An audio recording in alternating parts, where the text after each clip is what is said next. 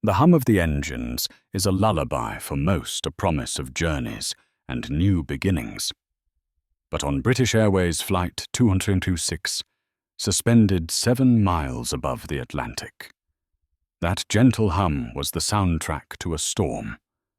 Not a storm of wind and rain, but one of venom and prejudice brewing in the heart of Seat 7A. A storm that would put one woman's life in the hands of the very person she'd tried to tear down. This isn't just a story about a mid-air medical emergency. It's about what happens when arrogance collides with integrity, when hate is forced to beg for help from the one it despises. It's the story of how a single moment of crisis can strip away everything privilege, status, and bigotry, leaving only a desperate plea for the humanity you refused to see. The atmosphere inside the Boeing 737 was a familiar symphony of controlled chaos. Passengers shuffled down the aisles of the sold-out British Airways flight from JFK to London Heathrow, a river of tired travelers and eager tourists. The cabin crew, immaculate in their navy blue uniforms, moved with practiced efficiency, their smiles a thin veneer over the weariness of a transatlantic red-eye. For Dr. Imani Hayes, it was a welcome escape. She was heading to a medical conference in London, a brief respite from the grueling hours of her residency at a demanding New York hospital. Imani found her seat 12B, an aisle seat in the premium economy cabin. It wasn't first class, but it was a comfortable upgrade. She'd treated herself to a small reward for a year of relentless work. She was a tall, graceful woman in her early 30s, her hair styled in intricate braids that cascaded over her shoulders. Dressed in comfortable but stylish travel attire, she exuded a quiet confidence. She stowed her carry-on, a worn leather satchel filled with medical journals, and a well-loved novel in the overhead compartment, and settled in, looking forward to a few hours of sleep before a packed week of seminars. The boarding process continued, and the seat next to her, 12A, remained empty. A small blessing, she thought, hoping for a little extra room to stretch out. But her quiet optimism was shattered by the arrival of a woman who seemed to carry her own turbulent weather system with her. Caroline Covington was in her late 50s, impeccably dressed in a cream-colored cashmere tracksuit that likely cost more than Imani's entire trip. Her blonde hair was perfectly coiffed, her face a mask of taut, expensive maintenance. Diamonds glittered on her fingers and dripped from her earlobes. She was followed by her husband, a portly man named Robert, who looked perpetually flustered and trailed in her wake like a weary tugboat. Caroline stopped abruptly at row 12, her cold blue eyes scanning the seat numbers with disdain. She held a boarding pass for 7A in business class, but her husband Robert held the pass for 12A. "This simply will not do."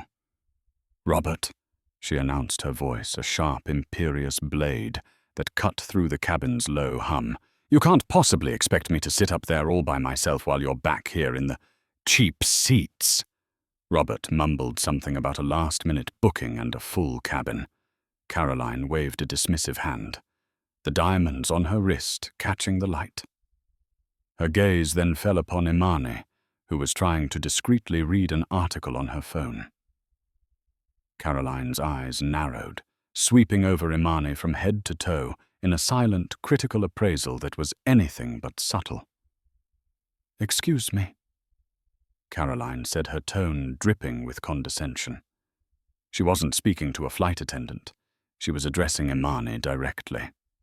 "I think there's been a misunderstanding. This is my husband's seat." Imani looked up, offering a polite but reserved smile. "Yes, 12A. I'm in 12B. "I see," Caroline said slowly, as if speaking to a child. "Well, things have changed. My seat is in business class. My husband will be taking that seat, and I will be sitting here, next to the window." She didn't ask. She stated it as an unassailable fact. Before Imani could respond, Robert interjected nervously. "Honey, we can't just switch seats. The manifest is set. We can ask the flight attendant." "Don't be ridiculous, Robert," Caroline snapped, turning her glare on him. "It's a simple request." She turned back to Imani, her smile thin and frosty. "I'm sure you wouldn't mind moving, would you? Perhaps you can find another aisle seat further back. It would be much more convenient for everyone." The implication hung heavy in the air. "It would be more convenient for me." The phrase "further back" was delivered with a subtle but unmistakable emphasis. Imani kept her composure, her years of dealing with difficult patients and their demanding families having forged a shield of professional calm.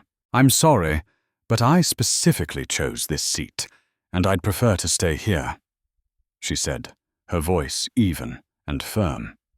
Caroline's facade of civility cracked. A flicker of disbelief, then outright annoyance crossed her face. It was clear she was a woman who was not used to hearing the word no. "I don't think you understand," Caroline said, her voice lowering into a conspiratorial yet menacing whisper. "My husband and I need to sit together. I have a condition. I need him nearby. Surely you can understand that. It's a matter of compassion." Imani, a medical doctor, recognized the vague, manipulative appeal to sympathy for what it was. "I'm sorry to hear that," she replied calmly. "Perhaps the flight attendant can assist you in finding 2 seats together, somewhere else on the plane." At that moment, a flight attendant named Michael, a cheerful man with kind eyes, arrived at the row. "Is there a problem here?" he asked, his smile ready. Caroline immediately turned her charm on him, transforming into a frail, concerned wife. "Oh, thank goodness."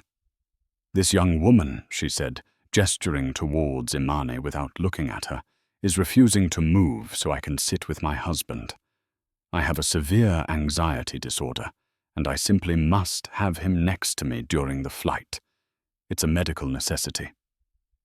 Michael looked from Caroline's perfectly composed face to Imani's calm demeanor. He was caught in the middle. "Ma'am, I understand, but the flight is completely full. We can't just move passengers who have pre-selected their seats. Then find someone else to move." Caroline insisted, her voice rising. Her eyes darted around the cabin. "What about him?" She pointed to a young backpacker a few rows back. "Or her." She indicated an elderly woman.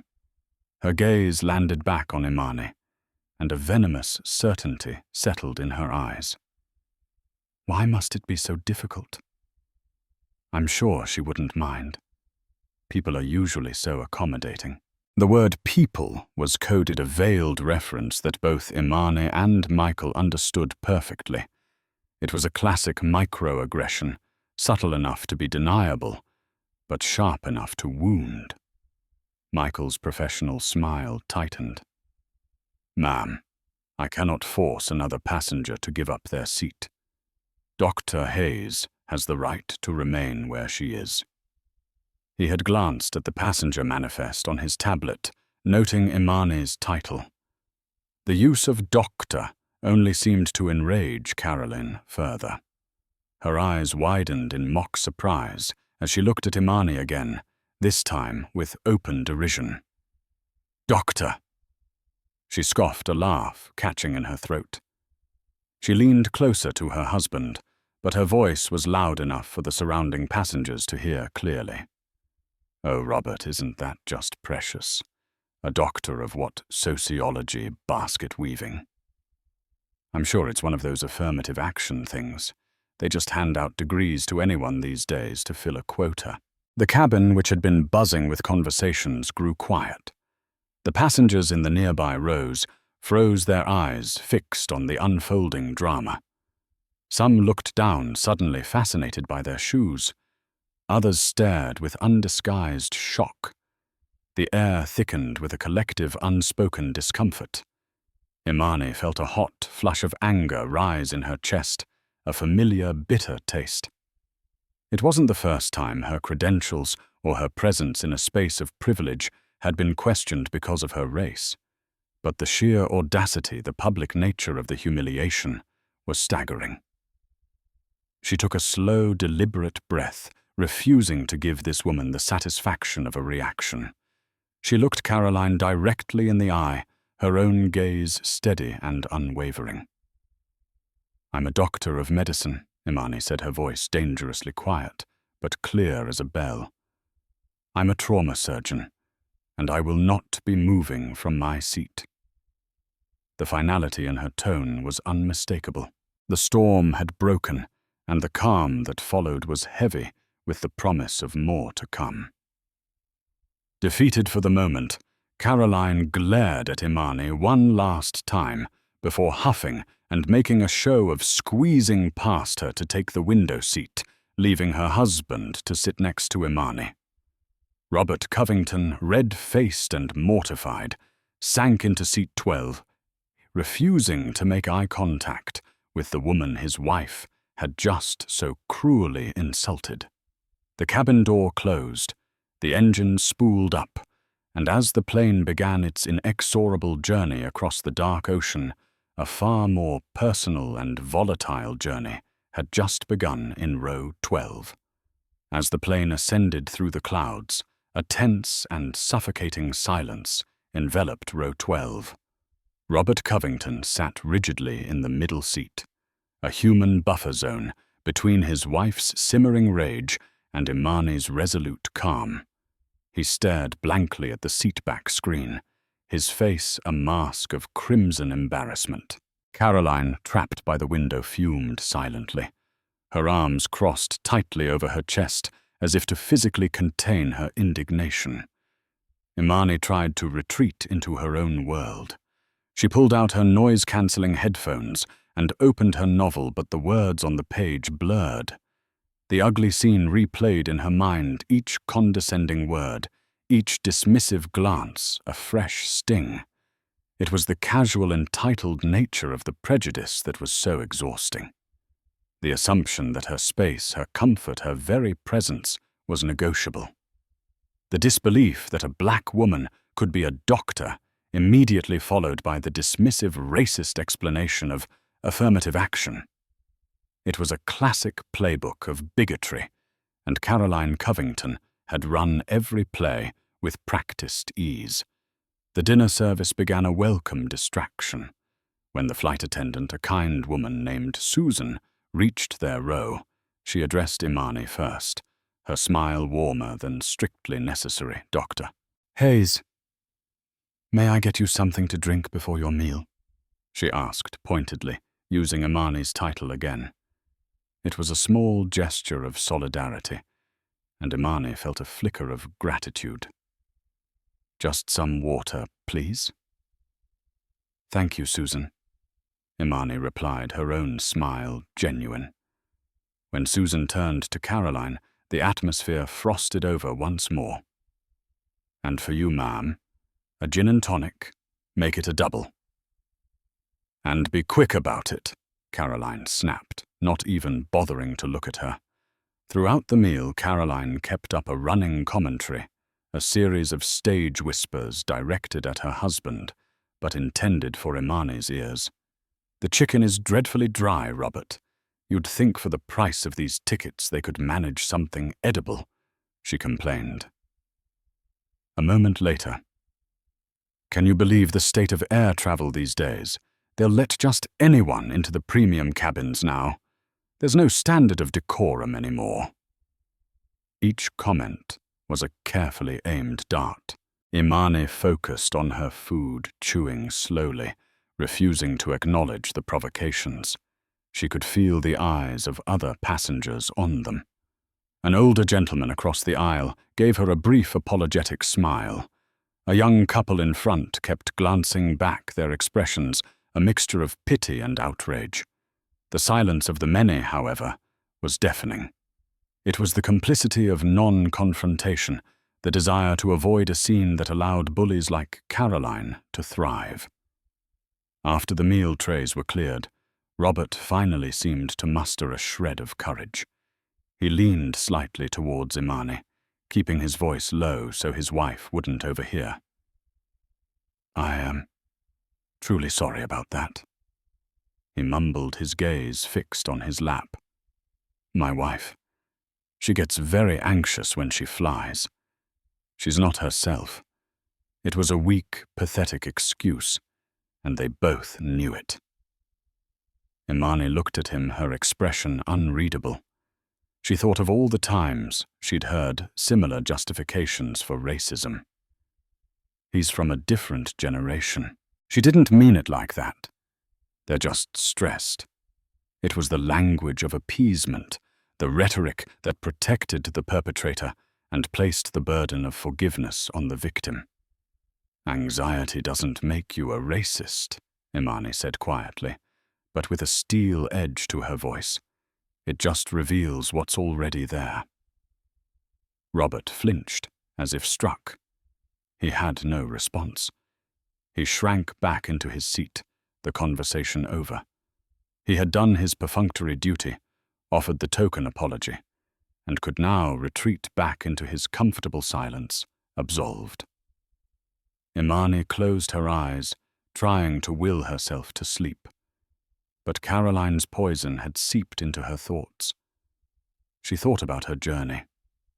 The endless nights, studying the mountains of debt, the grueling shifts. She remembered the dismissive academic advisors who suggested she pursue a less challenging field. She recalled the patients who refused her care, demanding to see a real doctor. She had fought every step of the way, proving her worth time and time again in a system designed to question it. And yet here, at 35,000 feet, all her achievements, her degrees, her skill could be erased by one woman's sneer and the color of her skin. An hour later, Caroline needed to use the restroom. She tapped Imani sharply on the shoulder. Not a polite "excuse me," but a demanding, impatient tap. Imani opened her eyes and slowly, deliberately unbuckled her seatbelt and stood up to let her pass. As Caroline squeezed by, she didn't just brush past Imani. She shoved, her body language radiating contempt. When she returned, she paused before sitting down, her eyes once again raking over Imani. "You know," she said, her voice laced with a syrupy false concern, "I hope you're a better doctor than you are a seatmate. Though I doubt it. Someone like you probably got your medical license out of a cereal box. It must be terribly difficult to keep up when you're so out of your depth." This time the attack was so direct, so personal, it broke through Imani's control. She turned in her seat to face Caroline fully. "And what exactly do you mean?" Imani asked, her voice low and steady. "By someone like me?" Caroline gave a theatrical, innocent shrug. "Oh, you know, an affirmative action hire. Given a leg up because of, well, you know. It's not your fault, dear. It's the system. But it does put the rest of us at risk, doesn't it? Having people in important jobs who aren't really qualified." The accusation was monstrous. It wasn't just an insult. It was an attack on her competence, her identity, her life's work. It was an insinuation that her presence as a black female surgeon was a danger to society. Before Imani could formulate a response that wouldn't get her arrested, the flight attendant Michael reappeared. He had likely been monitoring the situation. "Mrs. Covington," he said, his voice firm and professional. "I need to ask you to stop harassing the other passengers. If you continue, the captain will be notified, and you could be met by authorities upon landing." Caroline gasped, clutching her chest in mock horror. Harassing. I was simply making conversation. This is unbelievable. I am a paying customer. I will be filing a formal complaint against you and this entire airline. That is your right, ma'am, Michael said, unmoved. But for the remainder of this flight, you will either be silent or you will be in violation of federal aviation regulations. The choice is yours. He gave Imani a quick, reassuring nod before moving on. Thwarted.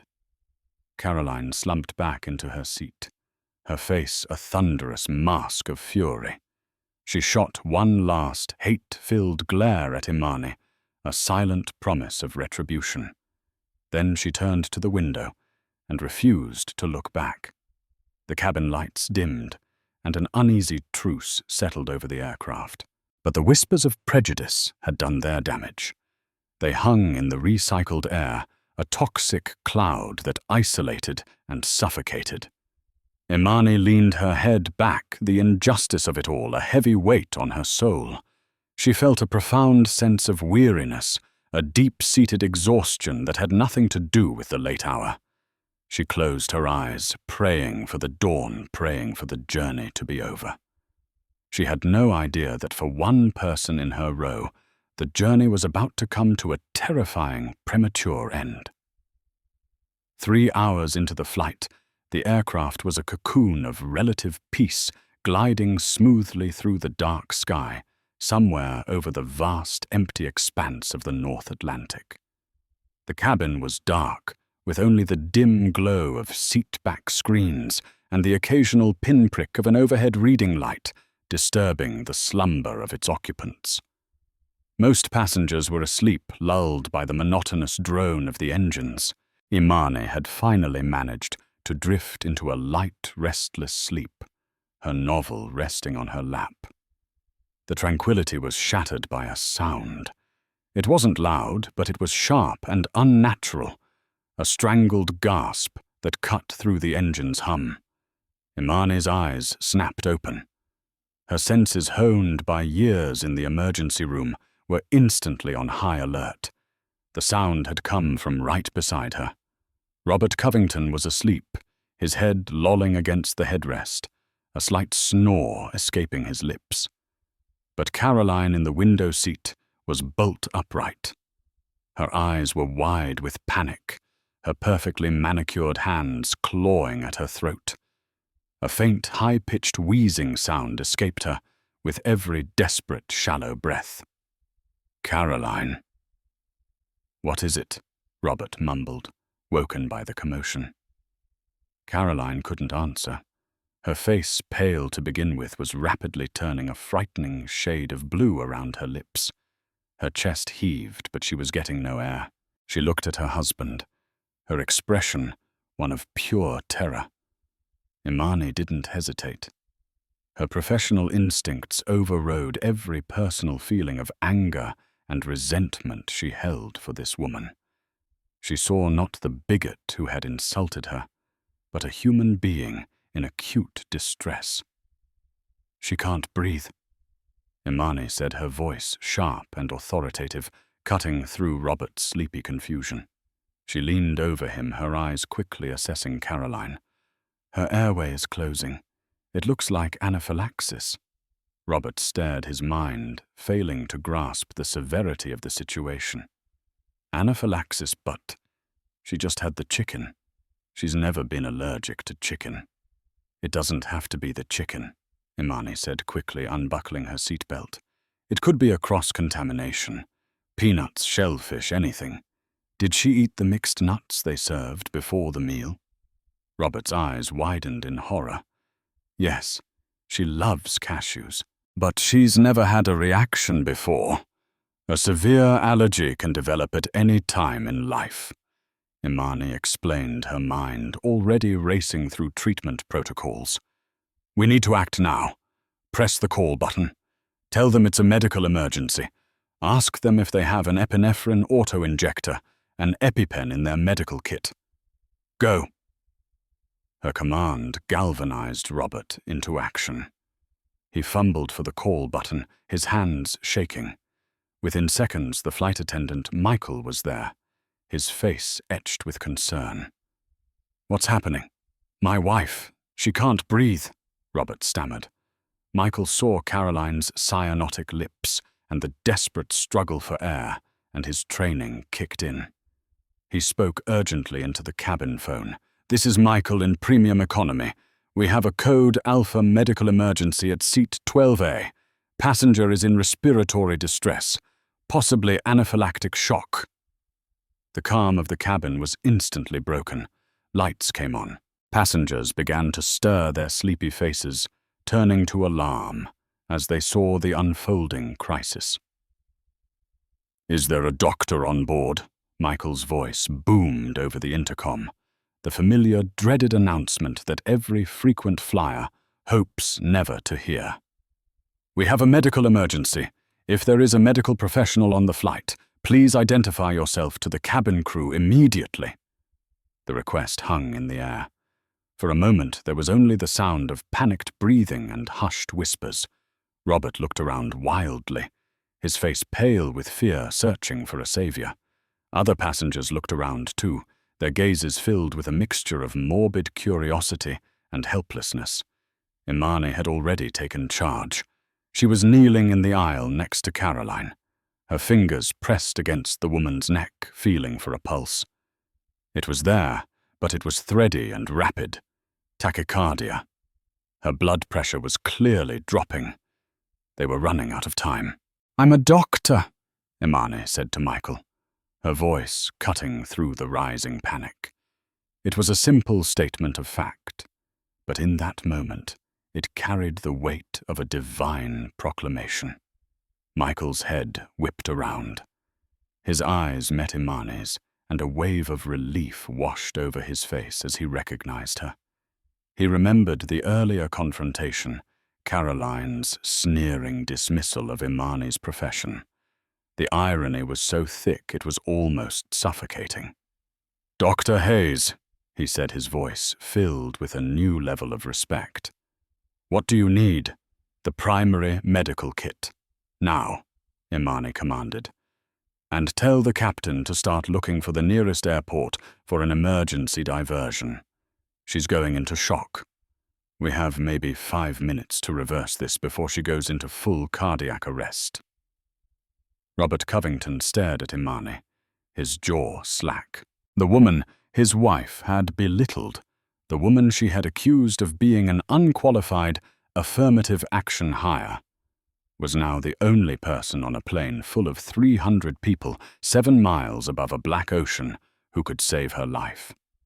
The full crushing weight of his wife's cruelty and the cosmic twist of their predicament hit him with the force of a physical blow. He looked at his wife, whose struggles were becoming weaker, her eyes starting to glaze over. Then he looked at Imani, whose face was a mask of intense, focused concentration. The arrogance and entitlement that had defined his world just minutes before had evaporated, replaced by a raw, primal fear. He stumbled into the aisle, his hands clasped together, as if in prayer, his voice a choked, desperate whisper. "Please." He begged, his eyes welling with tears as he looked at Imani. "Please, save her. I'll do anything. I'll give you anything. Please, you have to save my wife." The sudden descent had begun, not of the aircraft, but of a proud, prejudiced woman brought crashing down to earth by her own body's betrayal, forced to place her life in the hands of the very person whose humanity she had so vehemently denied. And for Imani Hayes, the reluctant savior, the ultimate test of her oath and her grace was about to begin. The cabin lights cast a harsh, sterile glare on the scene in row 12, turning it into a makeshift emergency room. The quiet murmur of the aircraft was now a backdrop to a frantic life-or-death drama. Passengers craned their necks, their faces a mixture of fear and fascination as the flight crew cleared the aisle, creating a small, insulated space for Imani to work. For a split second, as Robert Covington begged her to save his wife, Imani felt a dizzying vortex of emotions. The anger from Caroline's relentless, racist insults was still a raw, open wound. A dark, cynical part of her mind whispered a bitter thought. This is karma. This is what she deserves. The thought was ugly and fleeting, but it was there a testament to the depth of the hurt Caroline had inflicted. She saw Caroline's sneering face, heard her dismissive words echoing in her head. A doctor of what basket weaving, and I'm sure you got your license out of a cereal box. The temptation to hesitate, to let the universe deliver its own brutal justice, was a cold, heavy stone in her gut. Why should she help this woman? This woman who saw her not as a fellow human being, let alone a highly trained professional, but as an inferior, a quota, a threat. Saving her would validate nothing. Caroline would likely wake up, and once the danger had passed, revert to her old hateful self. Perhaps even spinning a narrative where she was the victim. But then Imani looked down at Caroline. The woman's face was now a ghastly shade of grey-blue, her lips tinged with purple. The arrogant, imperious woman from before was gone, replaced by a terrified, fragile human being, fighting for every last breath.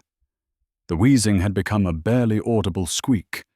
Her eyes, wide with terror, met Imani's for a brief, lucid moment. In them, Imani saw not hatred, but a raw, primal plea for life.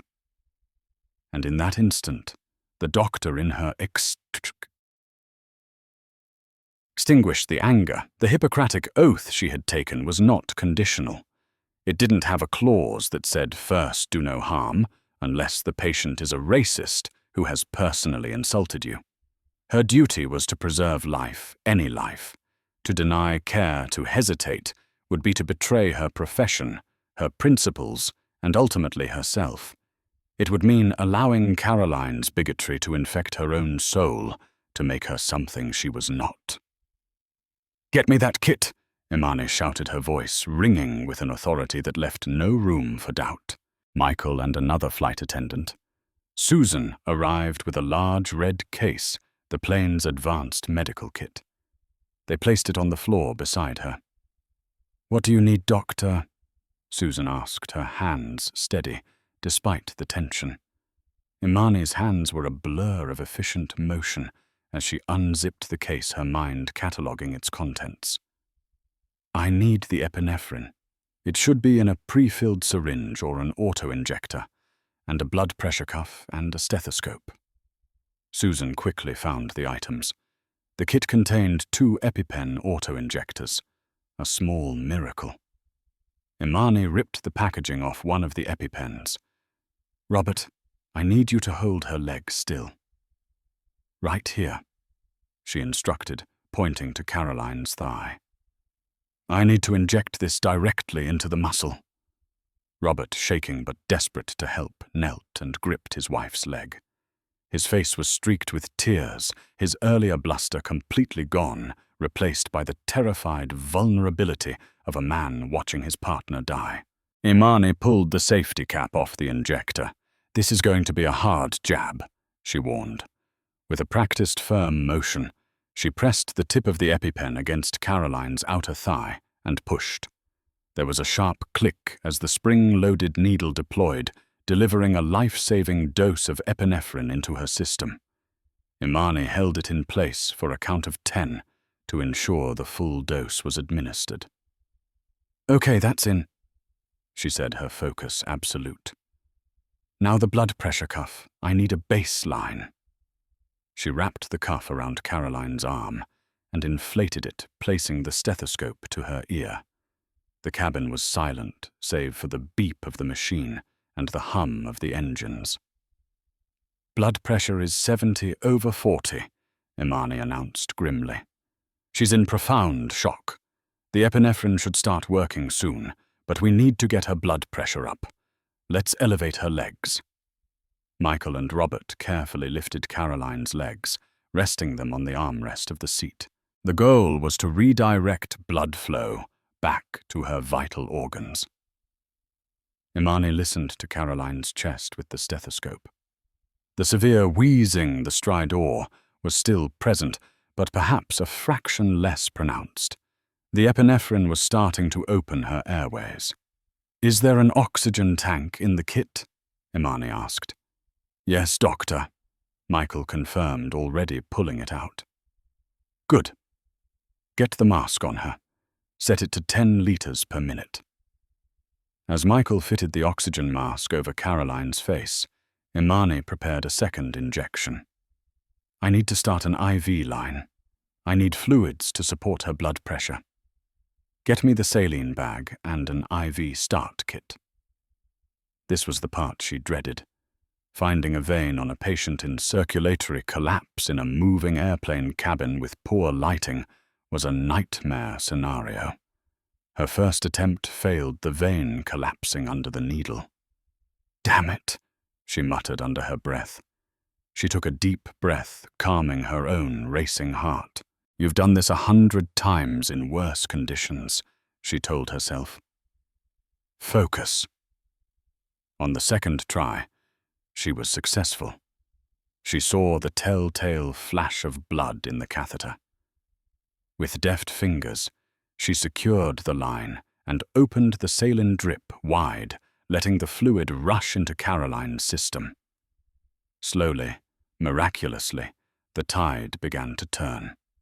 A faint tinge of pink started to return to Caroline's lips. Her breathing, while still labored, became deeper, the terrifying wheeze softening into a hoarse rasp. Imani checked her blood pressure again. 90/60. It's coming up. She's responding. A collective sigh of relief seemed to ripple through the small crowd of crew and passengers gathered nearby. Robert sobbed openly, his head bowed in a mixture of gratitude and shame. Caroline's eyes fluttered open. They were no longer wild with terror, but hosed and confused. Through the clear plastic of the oxygen mask, her gaze found Imani's. The cold blue eyes that had glared at her with such contempt hours earlier now looked at her with a dawning, horrified understanding. She saw the IV line in her own arm, the oxygen mask on her face, and the dark-skinned woman in front of her, the unqualified doctor who was single-handedly pulling her back from the brink of death. Her lips moved, but no sound came out. Yet her eyes spoke volumes. They held a question, a plea, and a sliver of something that looked like profound, soul-crushing shame. In that moment, stripped of her wealth, her status, and her bigotry, Caroline Covington was just a patient, and Imani Hayes was just her doctor. The titles they had fought over earlier had been rendered meaningless, replaced by the most fundamental roles in human existence, the saved and the savior. And the savior in this case was the one she had been so determined to prove was unworthy. The immediate crisis had been averted, but the race was far from over. Caroline Covington was stabilized, but she was not safe. Anaphylaxis could have a biphasic reaction, a second equally severe wave of symptoms that could occur hours after the first. Furthermore, the profound drop in her blood pressure could have caused damage to her kidneys or heart. She needed to be in a hospital, not in a pressurized tube miles above the ocean. Imani stayed by her side, kneeling in the cramped aisle, constantly monitoring her vital signs. The adrenaline that had flooded her system was beginning to ebb, replaced by a focused clinical vigilance. The premium economy aisle had become her ICU. "Michael," Imani said, her voice calm but insistent. "I need an update from the captain. Where are we diverting to?" "We need to land as soon as possible. Captain's already on it, Doctor," Michael replied, his respect for her evident in his tone. "We were over the North Atlantic just past the point of no return. The closest viable airport with the necessary medical facilities is Shannon, Ireland. He's already rerouted. Estimated time to landing is 1 hour and 45 minutes. 1 hour and 45 minutes. It felt like an eternity. Anything could happen in that time. Okay, Imani said, nodding. We need to be prepared. Does the kit have any corticosteroids, methylprednisolone, or something similar? And an antihistamine, like diphenhydramine? Susan, who had become Imani's de facto nurse, quickly scanned the kit's manifest. Yes, we have both. Vials for injection. Good. Let's get them ready. The steroids will help prevent a secondary reaction, and the antihistamine will manage the ongoing allergic response. I'll need to administer them through her IV line. As Susan prepared the medications, Imani continued her assessment of Caroline. The woman was now fully conscious, though weak and disoriented. She kept trying to pull off the oxygen mask. Caroline. My name is Dr. Imani Hayes, Imani said, leaning close so she could be heard over the mask and the engine noise. You've had a severe allergic reaction. The oxygen is helping you breathe. You need to keep it on. Caroline's eyes, still wide, locked onto Imani's face. The name registered. Dr. Hayes. The doctor she had ridiculed. She made a small choking sound, a sob of humiliation. Tears welled and spilled down her temples, disappearing into her expensive blonde hair. Robert, seeing his wife's distress, knelt beside her. It's okay, darling, he whispered, his voice thick with emotion. She saved you. This doctor. She saved your life. He looked at Imani, his own eyes swimming with a desperate, humbling gratitude. I don't know how to thank you, doctor. What you did, it was a miracle. Imani gave a curt nod. Her focus entirely on her patient. This wasn't about gratitude or apologies. It was about getting this woman to a hospital alive. Keep her calm, she told Robert. Panic will increase her heart rate and put more strain on her system. For the next hour, Imani worked tirelessly. She administered the steroids and antihistamines, carefully calculating the dosages based on Caroline's estimated weight. She monitored the saline drip, ensuring Caroline was getting enough fluid without being overloaded. She took her blood pressure every 15 minutes, calling out the numbers to Susan, who dutifully recorded them on a napkin from the drinks trolley. The other passengers watched in hushed silence. The earlier drama of prejudice had been completely eclipsed by the stark reality of life and death. They were witnessing something extraordinary. They saw not a black woman or a white woman, but a doctor with an almost supernatural calm, fighting to save a life against the odds. Her skill was undeniable, her authority absolute. The racist insults Caroline had hurled now seemed not just cruel, but absurdly, tragically ignorant. The woman she had deemed unqualified was demonstrating a level of competence that was nothing short of heroic. About 30 minutes before landing, Caroline's blood pressure began to dip again. 85/50. It's dropping, Imani said, a sharp edge of concern in her voice. She's not holding her pressure. The first dose of epinephrine is wearing off. She reached for the second EpiPen. Robert, I need to give her another dose, same as before. Hold her other leg. Robert complied instantly. Imani administered the second injection, her movements just as swift and sure as the first. Then she looked at Susan. Do you have any more epinephrine in this kit? Susan's face fell. No, doctor. The kit only stocks 2 auto-injectors.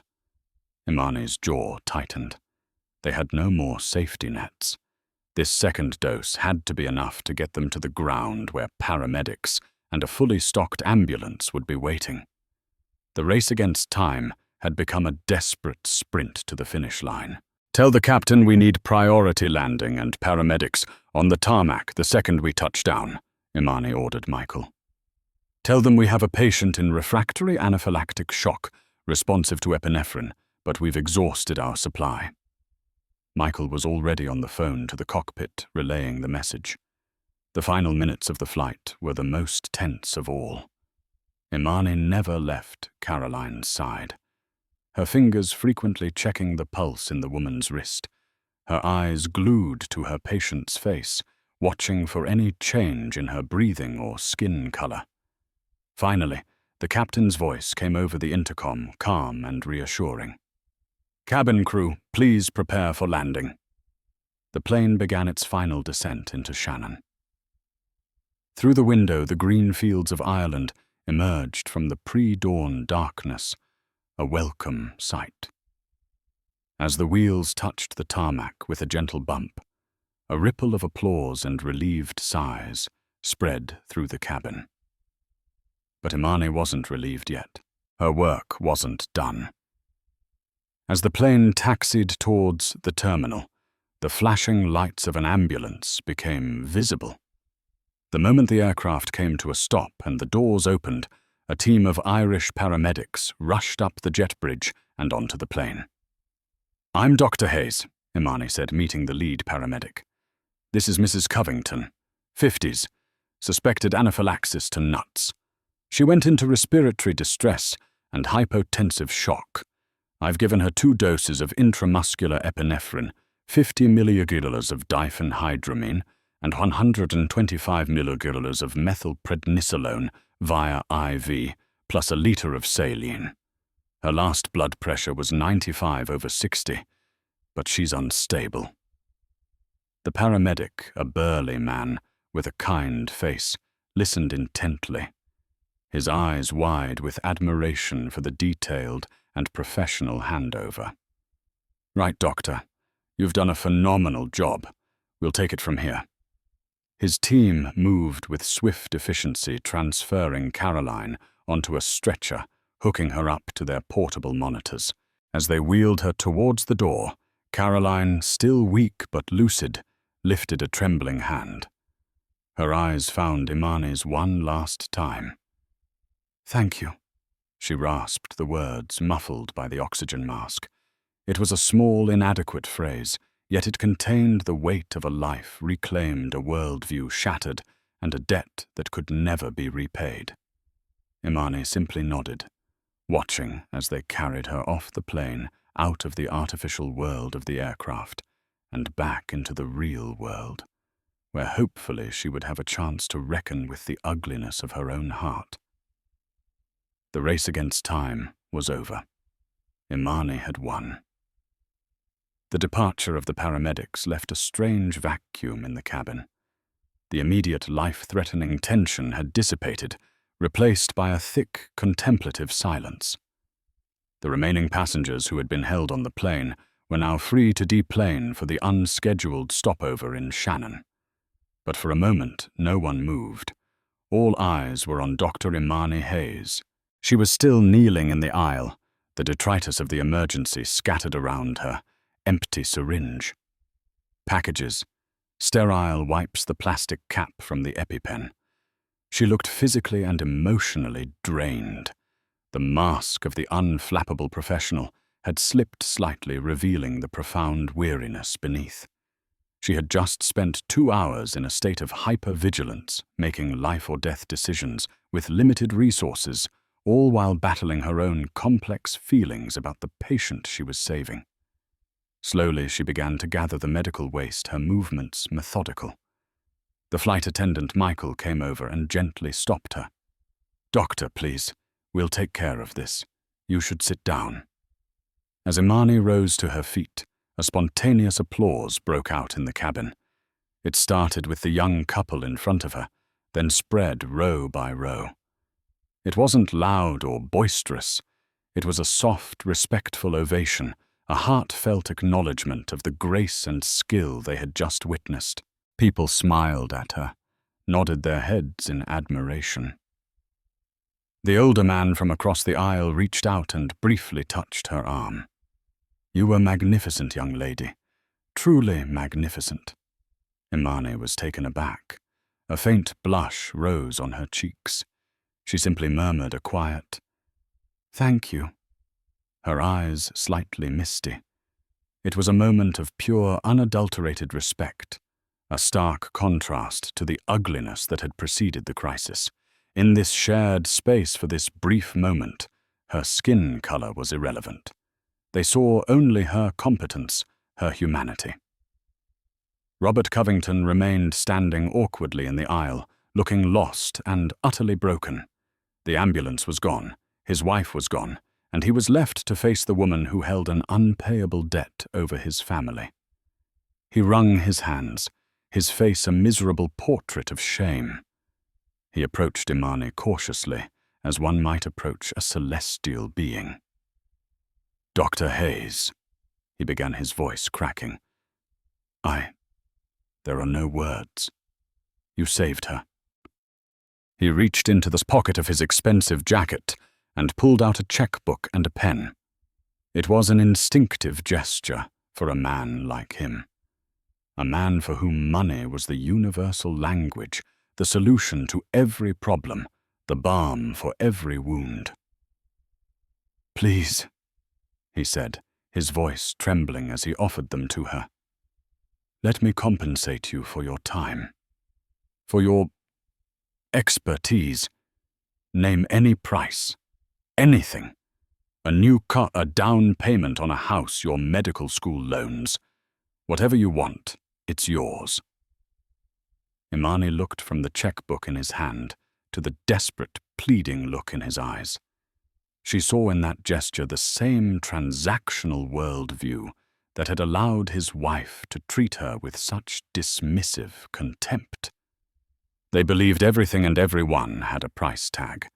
They saw her skill not as a part of her, an extension of her character and dedication, but as a service that could be purchased, a debt that could be cleared with a signature. Accepting his money would in a way validate their worldview. It would reduce her heroic, compassionate act to a simple transaction. She held up a hand, gently but firmly stopping him. "Put that away, Mr. Covington," she said, her voice quiet, but imbued with an unshakable moral authority. The entire cabin seemed to lean in to listen. "My actions tonight were not a service for sale." She continued, her gaze unwavering. "I am a doctor. I took an oath.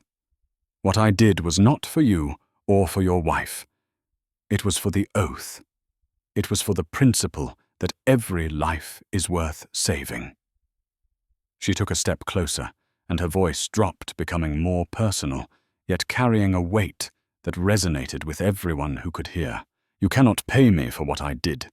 There isn't enough money in your bank account to cover the cost of a human life, or the cost of human dignity." She paused, letting the words sink in. Robert looked as if she had physically struck him. "The debt your wife owes is not to me," Imani said, her voice softening slightly, not with pity but with a profound sense of clarity. "The debt she owes is to herself. She has to live with the fact that her life was saved by someone she considered less than human, by a woman she insulted and belittled because of the color of my skin. She has to reconcile the fact that the unqualified affirmative action hire had the skills and the grace to keep her alive. That is her burden to carry," Imani concluded, "and it is a debt that no amount of money can ever repay. All I want from you, from both of you, is that you remember that. Remember that the world is filled with people you may not understand or value, but they are people nonetheless. Your respect is not a gift you bestow upon those you deem worthy. It is a basic requirement of human decency. Now, if you'll excuse me, I'm very tired." With that, she walked past him back to her seat and sank into it. Robert Covington stood frozen in the aisle, the checkbook still in his hand, looking like a relic from a forgotten world. The moral clarity of her words had left him stripped bare. He had tried to settle the score in the only way he knew how, and she had rejected it, reframing the entire event not as a financial transaction, but as a profound moral reckoning. The other passengers began to file off the plane, their glances at Robert a mixture of pity and contempt. He was a wealthy man, a powerful man, but in that moment he had never seemed so small. The unspoken debt was real, and he knew with a certainty that chilled him to the bone that it would follow him and his wife for the rest of their lives. Weeks after the emergency landing in Shannon, the world had moved on. The passengers of Flight 226 had continued their journeys, the incident becoming a shocking travel story to be told at dinner parties. Caroline Covington had made a full recovery at a private hospital in Ireland before quietly returning to her lavish home in Greenwich, Connecticut. For a moment it seemed as though the dramatic mid-air reckoning might fade into memory, a private lesson learned, but with no public consequence. But someone on that plane had been filming. A young tech entrepreneur in the row behind Imani, deeply moved by what he'd witnessed, had discreetly recorded several clips on his phone. He had captured Caroline's initial venomous tirade, her sneering dismissal of Imani's credentials. He had captured the panic of the medical emergency. And he had captured Imani's final, powerful speech to Robert Covington, her calm refusal of his money, and her profound lesson on human decency. He debated what to do with the footage, but after seeing a news report about a medical charity facing accusations of racial bias, he felt compelled to act. He edited the clips together, wrote a detailed account of the events, and posted it online. The video went viral overnight. It was shared millions of times on Twitter, Facebook, and TikTok. News outlets picked it up. Plain Racist and Dr. Angel started trending. Imani Hayes and Caroline Covington were suddenly thrust into the international spotlight. Imani was universally lauded as a hero, a symbol of grace under fire, her professionalism and moral clarity celebrated. Commentators praised her for not only saving a life, but for delivering a masterclass in confronting bigotry. For Caroline Covington, the backlash was swift and brutal. She was publicly identified, and the court of public opinion delivered a verdict far harsher than any she might have faced on the plane. She was excoriated, turned into a digital effigy of privileged racist entitlement. Her face was everywhere, a meme for modern-day bigotry. But the true hard karma was just beginning. It turned out that Caroline Covington was not just a wealthy housewife. She was the founder and chairwoman of the Covington Foundation, a multi-billion-dollar charitable organization renowned for its work in funding arts and education programs. As the video went viral, investigative journalists began digging into the foundation's practices. What they found was a damning pattern. The Covington Foundation, under Caroline's leadership, overwhelmingly awarded its prestigious grants to institutions and individuals that were predominantly white. Artists of color educational programs in minority communities and scholars from historically black colleges were systematically overlooked and underfunded. The accusations that the tech entrepreneur had seen in the news were just the tip of the iceberg. Now, with the video of Caroline's own blatant racism as the backdrop, the Foundation's discriminatory practices were cast in a new, undeniable light. The private prejudice she displayed on the plane was a direct reflection of the systemic bias she enforced in her professional life. The scandal was catastrophic. Major corporate donors pulled their funding. Members of the board of directors, horrified by the public association with such overt racism, demanded her resignation. Protesters gathered outside the Foundation's gleaming Manhattan headquarters.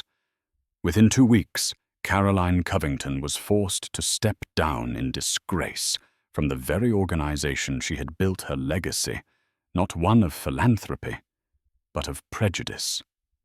Her name, once a symbol of high society and charitable giving, was now permanently stained. The reputation she had spent a lifetime building was utterly destroyed. Meanwhile, Dr. Imani Hayes's life was transforming in ways she had never imagined. Job offers poured in from the most prestigious hospitals in the country. She was invited on morning talk shows not as a victim, but as an inspiration. She handled the newfound fame with the same quiet dignity and grace she had shown on the plane, consistently redirecting the conversation from her own heroism to the broader issues of systemic racism in medicine and society. Then came the most unexpected twist of all.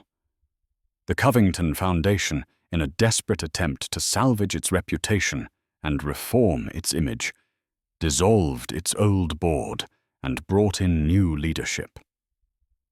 Their first act was to announce the creation of a new multi-million-dollar initiative, the Dr. Imani Hayes Fellowship for Equity in Medicine.